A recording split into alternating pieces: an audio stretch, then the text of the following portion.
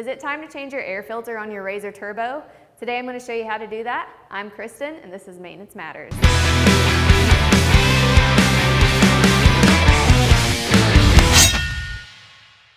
We'll start by removing the access panel.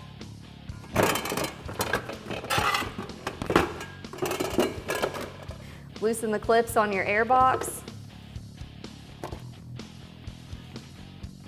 Remove the airbox lid.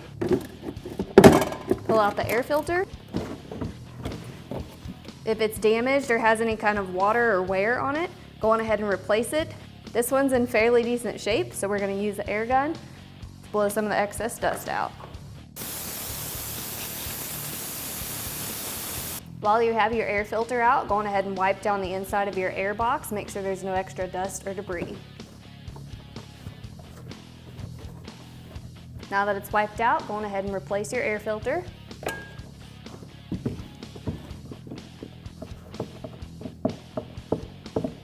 Once your new air filter is secure, go on ahead and replace your airbox lid. This is a good time to go on ahead and check the seal, make sure it's in good shape.